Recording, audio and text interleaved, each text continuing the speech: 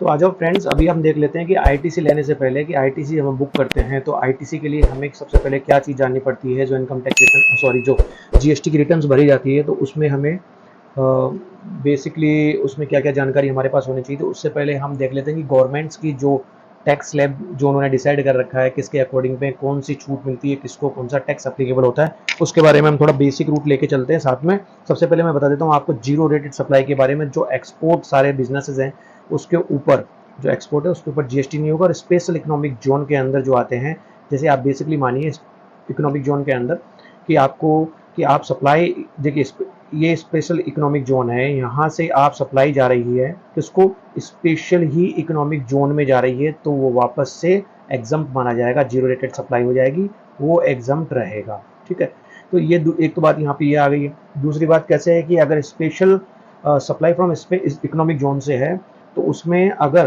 Consider अगर कर देते हैं कि जैसे आप मानिए एक वास्ट, पूरा का पूरा एक वास्ट चैप्टर है इसके बारे में और पूरा डिटेल में बताएंगे, लेकिन मैं एक बेसिक बता रहा हूँ आपको कि अगर स्पेशल इकोनॉमिक जोन से अदर्स के लिए सप्लाई होती है, ठीक है, तो वो इंटर स्टेट सप्लाई मानी जाएगी आईजीएसटी के लिए। अगर स्पेशल इकोनॉमिक जोन से स्पेशल इकोनॉमिक जोन्स में हो रही है तो वो आपको एग्जम्प्ट सप्लाई मानी जाएगी। पर अगर आप कुछ स्पेशल इकोनॉमिक जोन के अंदर एसईजी से सप्लाई इंपोर्ट करते हैं तो आपको वहाँ पे ड्यूटीज़ और कस्टम ड्यूटीज़ ये एप्लीकेबल हो जाएगा। तो ये एक बेसिक मान के चलिए, जीरो रेटेड है, एक्सपोर्ट के ऊपर है और स्पेशल इकोनॉमिक जोन के ऊपर जीरो रेटेड की सप्लाई है। और इन डिटेल्स के अंदर इसके ऊपर एक वास्ट सा पूरा चैप्टर बना देंगे ताकि उसमें आपको ध्यान पड़ जाएगा। अभी हम ले लेते हैं इसके अंदर दूसरी चीज है नील रेटेड सप्लाई के लिए। सप्लाई के अंदर कैसे होता है कि आप ये मानिए कि कोई ऐसे प्रोडक्ट है, ठीक है, जिसके ऊपर जीएसटी एप्लीकेबल नहीं है, जिसके ऊपर जीएसटी नहीं लगानी है, उस मैन्युफैक्चरर को भी अनाउंस रहता है कि आपको जीएसटी इस पे एप्लीकेबल नहीं करनी है। जो रेट है वो क्या है, फिक्स रेट है।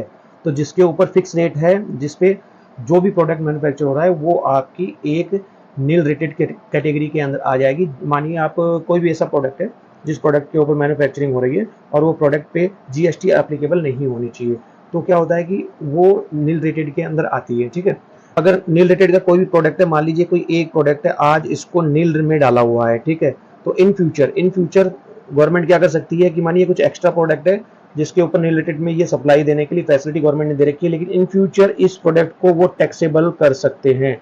गवर्नमेंट इस प्रोडक्ट को, नील रेटेड के प्रोडक्ट को है वो टैक्सेबल कैटेगरी में डाल सकते हैं। लेकिन बेसिकली आप ये मानिए कि नील रेटेड की प्रोडक्ट है जिसके ऊपर टैक्स जीएसटी एप्लीकेबल नहीं है। तो ये आपका एक क्लियर हो गया।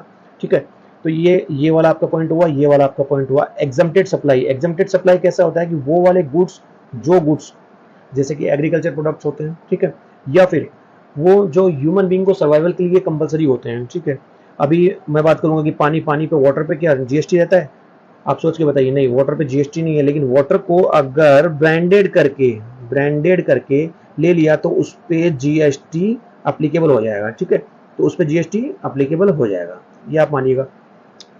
तो कुछ जैसे कि अभी मिल्क है, मिल्क को हम मिल्क पे जीएसटी नहीं है तो मिल्क के ऊपर जीएसटी नहीं, फिर भी मिल्क अगर ब्रांडेड हो जाता है तो ब्रांडेड होने के बाद में, यानी पैकिंग और पैकेजिंग वगैरह सारा चार्जेस ऐड वगैरह करके ब्रांडिंग करके उसे अगर सेल कर रहे हैं तो वो जीएसटी की कैटेगरी में आ जाता है। यहाँ से हट के उस कैटेगरी में आता है, बट एक साइड में ही वो एग्जम्प्ट है। ठीक है, तो एग्जम्प्ट के बारे में आप बेसिक तो समझ ही रहे होंगे। बाकी एग्जम्प्ट की लिस्ट भी आपको जीएसटी की वेबसाइट से मिल जाएगी, आप वहाँ से पूरी डिटेल निकाल सकते हैं। दूध, दही, छाछ, ये सब जो है सारे एग्जम्प्ट है। वेजिटेबल एग्जम्प्ट हैं, आपके गेहूँ एग्जम्प्ट हैं, ये जितने भी आपकी दालें हैं, समझ रहे हैं आप। तो ये बहुत सारे प्रोडक्ट हैं डोमेस्टिक के जो ह्यूमन बींग को डेली सर्वाइव के लिए चाहिए होते हैं, तो वो प्रोडक्ट्स एग्जम्प्ट हैं। तो ये आपकी पॉइंट क्लियर हो गया एग्जम्प्ट का इसमें। तो अभी नॉन जीएसटी सप्लाई, देखिए नॉन जीएसटी सप्लाई का एक क्या फंडा है साहब। नॉन जीएसटी सप्लाई के अंदर वो वाले प्रोडक्ट जो जीएसटी की कैटेगरी में है ही नहीं। ठीक है, नंबर एक, यहाँ पे अगर मैं बात कर लूँ पेट्रोल की, ठीक है, पेट्रोल को जीएसटी की कैटेगरी में नहीं रखा गया है। ठीक है, दूसरे प्रोडक्ट की बात कर लूँ तो मैं कौन सा प्रोडक्ट मानेगा कि डीजल हो गया, और डीजल से बने हुए कोई भी प्रोडक्ट जो जीएसटी की कैटेगरी में नहीं आते हैं। ठीक है, लेकिन अपना अगर मैं बात करूं लिक्वर की, लिक्कर, तो अगर अल्कोहलिक है, जैसे अपने ड्रिंकिंग है, लिक्कर है, ये सब को जीएसटी की कैटेगरी से बाहर क्यों रखा गया। पहले तो पेट्रोल की बता देता हूं मैं आपको बेसिक ही फंडा। पेट्रोल का तो क्या है कि देखिए सेंट्रल प्लस स्टेट, इन दोनों की रजामंदी होनी चाहिए। सेंट्रल कह रही है ओके जीएसटी में आ जाओ, स्टेट कह रही है नो। तो जब तक ये दोनों की आपस के अंदर इस बात पे स्टेट ही माननी चाहिए। देखिए अगर सेंट्रल तो 100% कह रही है कि जीएसटी में आ जाओ, स्टेट कह रही है कि नो 0%, तो अब इन दोनों की ही आपस में कम्युनिकेशंस पे ही ये बात टिकी हुई है कि स्टेट अगर एग्री होती है तो जा करके पेट्रोल को जीएसटी में लाया जा सकता है। ठीक है, तो ये पेट्रोल और डीजल ये सब क्या है, ये भी जीएसटी के दायरे से बाहर है। लिक्विड आपकी जो लिक्कर को आपको जीएसटी से बाहर रखा गया है। जो शराब है, ड्रिंकिंग है, इन सबको जीएसटी से बाहर रखा गया है। ठीक है, ये आगे अभी आ जाती है बात टैक्सेबल रेट के ऊपर। टैक्सेबल जो हमारे प्रोडक्ट्स है उसके ऊपर जीएसटी जो काम करता है 5%, 12%, ये देखिए 5% है, 12% है, 18% है, 28% है, फिर इसमें 6% है, सम ऑफ केसेस के अंदर 7.5% है। ठीक है, तो इस तरीके से ये जीएसटी काम कर रहा है। जो बिजनेसेस चल रहे हैं ये स्टैंडर्ड रेट मैंने आपको बताए हैं, इसी के अकॉर्डिंग। बाकी जो एडिशनल रेट्स हैं वो सम ऑफ केसेस में some of the situation is there, तो उसके अकॉर्डिंग में वो रेट उस पर लगाया हुआ है, ये भी हम देख सकते हैं। तो आज का हमारा टॉपिक बेसिक इसको थोड़ा जानना था कि सबसे पहले टैक्सेबल रेट होती है हमारी स्टैंडर्ड रेट होती है, नॉन जीएसटी हमारी हो गई, पेट्रोल हो गई है, लिक्कर हो गई है, ये सब के ऊपर non GST. Exempted rate human being के सर्वाइवल से रिलेटेड जो चीज़ें होती है वो सारी एग्जम्प्टेड है। नील रेटेड के ऊपर कैसे टैक्स लगता है कि जो प्रोडक्ट अभी नील रेटेड है लेकिन इन फ्यूचर उसे वापस से टैक्सेबल रेट में कर दिया जा सकता है। जो ये मानिए आप एक्स्ट्रा प्रोडक्ट्स हैं या जो भी ऐसे प्रोडक्ट्स हैं जिस पे जीएसटी शुड नॉट अप्लाई, तो वहाँ अभी उसको नील रेटेड में कैलकुलेट किया है, इन फ्यूचर उसको यहाँ पे कैलकुलेट कर सकते हैं। तो ये पॉइंट क्लियर हो गया। जीरो रेटेड आपको समझ में आ गया। एक्सपोर्ट बिजनेस के ऊपर इंपोर्ट करेंगे तो कस्टम ड्यूटी लग जाएगा। और स्पेशल इकोनॉमिक जोन्स के जो गवर्नमेंट्स के यानी फॉरेन टेरिटरीज वगैरह जो होती हैं उसके अकॉर्डिंग में स्पेशल इकोनॉमिक जोन्स उसको डिक्लेयर किया हुआ है। पूरा वास्ट इसका चैप्टर है, अगर उसे पढ़ने जाएंगे तो बहुत टाइम चला जाएगा। लेकिन export SEZ special economic zone zero rated की कैटेगरी में आते हैं। तो ये आपने यहाँ से देखा।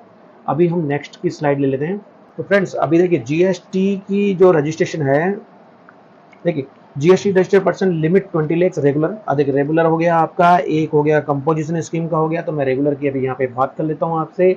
देखिए can we use ITC payment for other payment. क्या हमारा आईटीसी जो पेमेंट होता है, ठीक है, क्या उसको हम अदर पेमेंट में यूज कर सकते हैं? क्या ऐसा पॉसिबल है? आईटीसी का एक्चुअली क्या है? Input tax credit. पहली बात तो ये क्लियर कर लीजिए, आईटीसी का क्या है? Input tax credit. ठीक है, ये बात आप क्लियर रखिए। अभी इसके अंदर जो हमारा आईटीसी रहता है, आईटीसी होता कैसे मैं आगे बता दूंगा आपको। तो आईटीसी को क्या हम किसी अदर पेमेंट में यूज कर सकते हैं?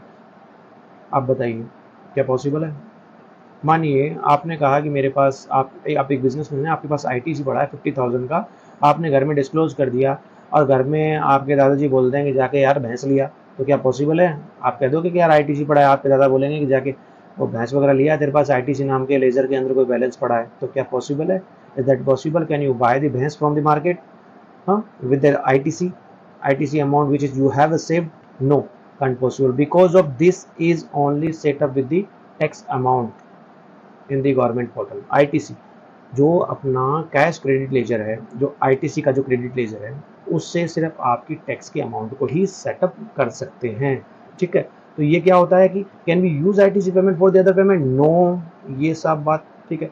If by mistake some party has imposed the bill then can we take the ITC. देखिए कोई पार्टी अगर आपके जो आपके बिजनेस पे मान लीजिए आपने जो परचेजेस वगैरह किए हैं, ठीक, अब आप उसको आईटीसी लेने जा रहे हैं, तो जब आप आईटीसी लेंगे तो आपका GSTR 2, GSTR 2A, GSTR 2B ये सब मैच होता है। तो अगर वहाँ पे आपको कोई आपका एक बिल दिखता है किसी अदर पार्टी का, ठीक है, तो क्या आप उसका आईटीसी अवेल कर सकते हैं? नो, उसका भी आप आईटीसी अवेल नहीं करते हैं। पूरी स्क्रूटनी होती है, उसको मैच करना पड़ता है, तो ये भी आप नहीं ले सकते हैं, ये ध्यान रखना। आईटीसी उसी का ले सकते हैं जो आपने सप्लाई ली है, जो आपका एज ए करंट एसेट आपके क्रेडिट लेजर, गवर्नमेंट के क्रेडिट लेजर में पड़ा हुआ है, उसी का आप आईटीसी ले सकते हैं। लेकिन जो सप्लाई आपने रिसीव की है, जो इन्वॉइसेस आपने रिसीव किए हैं, समझ रहे हैं, आपने परचेज किया है, तो आपको इन्वॉइसेस जो जनरेट हुए हैं, आपको सप्लायर ने जो इन्वॉइस दिए उसी का आईटीसी ले सकते हैं, ना कि किसी अदर का। ठीक है, दूसरा देख लें, ITC only can set up with the tax liability. Yes, ये सही है। ठीक है, ITC only can set of with the tax liability. Tax की जो लायबिलिटी बनती है, मतलब आपने जो टैक्स कलेक्ट किया है सेल करने के बाद में, आपने कोई भी प्रोडक्ट जो सेल किया है उसमें आपने जो कस्टमर से जो आपने अपने डीलर से जो अमाउंट रिसीव किया है, उस अमाउंट पे जो टैक्स रिसीव किया है, that is your responsibility to submit the tax to the government authority, right.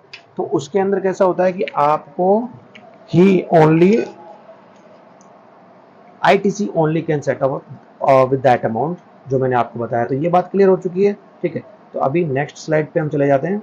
अभी यहाँ पे आइए, GST पेमेंट देखिए ये क्या लिखा हुआ है, मैं आपका पेन चालू कर लेता हूँ। GST payment adjust on A monthly basis. देखिए मंथली बेसिस पे GST पेमेंट को कैसे एडजस्ट करना है आप ये पढ़ना। देखिए मैं बेसिक आपको और थोड़ा डायरेक्टली बता रहा हूँ। GST payment adjustment on monthly basis कैसे पॉसिबल है। देखिए GST on purchase of goods, आपने 30,000 का एक गुड्स परचेज किया जिस पे आपको GST, आपने GST परचेज किया है, ठीक है। ये GST है आपका, GST on purchase of goods 30,000 आपने, GST on sales of goods 25,000 का है। कितना सिंपल है। तभी आप देखिए, जो मैं बार बार मैं आपको बता रहा हूँ कि आप अपना आपका ITC जो है वो कहाँ पे रहता है, गवर्नमेंट की पोर्टल पे, ठीक है। वो आपका ITC यहाँ रहता है, क्रेडिट लेजर, ठीक है। आप अपनी गवर्नमेंट की वेबसाइट, पोर्टल की वेबसाइट खोलेंगे ना, तो आपको क्रेडिट लेजर में आपको बैलेंस आपका दिखता है कि वहाँ पे ITC अवेलेबल। ITC मतलब वहाँ जो अमाउंट अगर पॉजिटिव है तो that amount you can avail for with the setup of ITC, ठीक है। तो यहाँ पे कैसा है कि आपने मानिए for an example goods on purchase of A goods 30,000 का आपने परचेज किया था, तो आपको 30,000 आपने सप्लायर को दिया, सप्लायर ने सबमिट कर दिया, ये 30,000 गवर्नमेंट के पास पड़ा है, तो गवर्नमेंट आपके क्रेडिट लेजर के अंदर ये अमाउंट ट्रांसफर कर देती है, क्लियर। अभी क्या होता है, GST on sale of goods, आपने जब GST सेल किया, कोई एक इनवॉइस आपने जब सेल किया तो आपने 25,000 लिया, तो 25,000 लिया तो आपके पास 30,000 माइनस 25,000 अभी भी क्रेडिट बैलेंस आपके पास 5,000 का अवेलेबल है, ठीक है। तो इसे हम क्या कहेंगे कि at present zero cash tax liability in the current month. आपने करंट मंथ की जो रिटर्न फाइल की है GST की, तो उसके अकॉर्डिंग में जब आपने अपना GST कैलकुलेट किया कि आपको GST की लायबिलिटी आती है कि GST के ITC के साथ कंप्लीट सेटअप हो जाता है, उसके बावजूद आपका ITC बचता है। तो अगर ये सिनेरियो रहता है कि अगर आपकी ITC ज़्यादा है, ठीक है, अगर आपकी ITC है ना ये ज़्यादा है, ठीक है, अगर आपकी ITC ज़्यादा है और आपकी टैक्स है वो कम है, तो आपके पास ITC का ही बैलेंस मिलेगा। ये बात क्लियर। क्योंकि अगर आपकी ITC ज़्यादा है, टैक्स का बैलेंस कम है, देखिए ITC ज़्यादा, टैक्स का बैलेंस कम है, तो अभी उस मंथ के अंदर हम क्या बोलेंगे कि zero cash tax liability in the current month, ठीक है। ये बात क्लियर हो गई। तो मैं नेक्स्ट स्लाइड फटाफट ले लेता हूँ, ठीक है। चलिए, तो अभी देखिए GST on purchase of goods example लेके चलते हैं साथ में फटाक से। GST on purchase of goods 10,000, ये नेक्स्ट मंथ का है, 5,000 उसमें था, ठीक है। तो GST on sale of goods 20,000, तो 10,000 आपके पास नया ITC आया, 20,000 का आपका नया टैक्स लायबिलिटी क्रिएट हुआ है। तो ITC देखिए यहाँ पे 10,000 वो था, और क्रेडिट लेजर के अंदर ये जो क्रेडिट लेजर है इसका बैलेंस आपका 5,000 था, तो टोटल आपके पास कितना ITC अवेलेबल है, 15,000। ऑलराइट, तो अभी नया कितना आपके पास आया है, नया आपके पास कितना आया है, 20,000, ठीक है फ्रेंड्स। ये आपकी टैक्स है करंट मंथ की, और ये 15,000 आपका ITC है, तो आपको क्या 5,000 टैक्स लायबिलिटी नहीं बनती है, यस और नो। तो यहाँ पे सिंपल हो गया यस कि आपकी टैक्स लायबिलिटी 5,000 बनती है। क्लियर है ये बात, ये फॉर्मेट क्लियर है। 10,000 का आपका परचेज था, तो आपको अगेन एक ITC मिली है, तो और आपका पहले का लेजर कितना था 5,000 का, तो यहाँ पे ये ITC यहाँ ट्रांसफर हुई है, 10,000 की नई ITC और ओल्ड ITC आपकी क्रेडिट लेजर के अंदर 5,000 है, टोटल ITC आपका 15,000, नया टैक्स लायबिलिटी आपकी 20,000 है। तो आप देखिए 20,000 के अंदर से आपने ये माइनस किया 5,000 जो आपका बचा हुआ है, this is not greater than, this is not greater than of the tax payment, तो ये क्या lesser than of the tax payment. तो आपका 15,000 निकल चुका है, 5,000 आपका जो बैलेंस है वो आपकी टैक्स लायबिलिटी बन के आती है, because of this is lower than your ITC is lower than the tax payment. तो आपकी 5,000 टैक्स पेमेंट यहाँ पे क्लियर हो जाती है, ठीक है। ये एग्जांपल आपको क्लियर है, बेसिक सिंपल सा एग्जांपल था, ठीक है। नेक्स्ट स्लाइड लेके चलते हैं। तो चलिए अभी टैक्स पेमेंट है वो हम कैसे कंप्लीट करेंगे, ठीक है फ्रेंड्स।